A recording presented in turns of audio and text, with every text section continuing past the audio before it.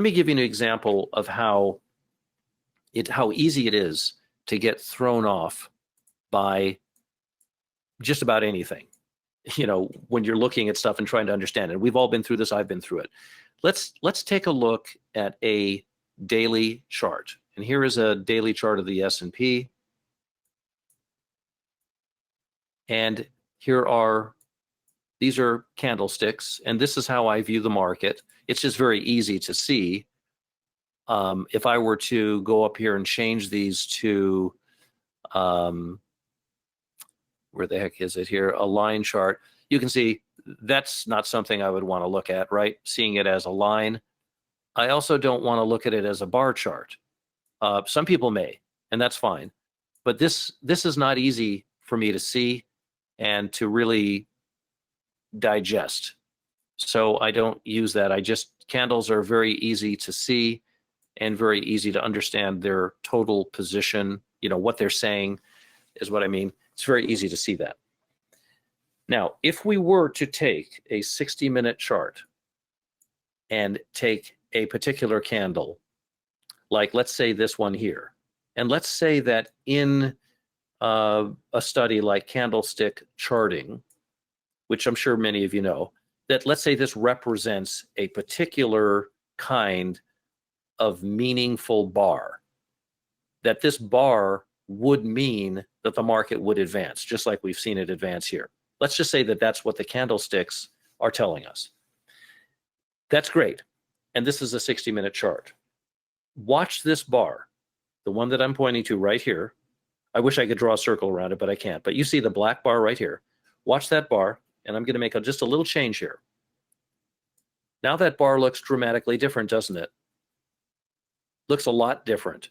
And if it looks like it did before, and this had meaning,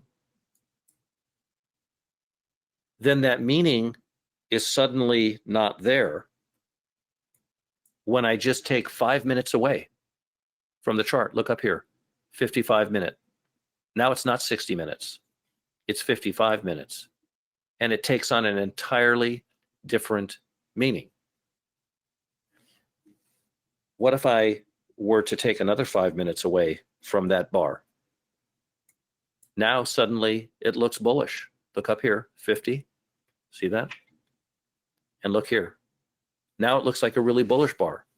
So with 5 minutes worth of difference, I just went from a bar that looked kind of bearish to a bar that looks very bullish. So you can see that the picture that you're going to take of the market is dependent on when you take it, because I can literally destroy a candlestick chart and all of the meaning that might be in it by merely changing the time that it took for that bar to get created.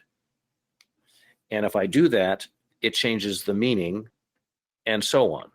So I think the point I'm making is that there is a better way to view the market holistically than looking at it on an absolute fixed time frame basis. Now, I do use fixed time frames, but I also use not so normal time frames. And there's nothing special about not so normal time frames, but they help me to understand what the market is really saying. You're going to get more information out of the market when you understand the market more comprehensively than you will by just looking at it on a 60-minute chart.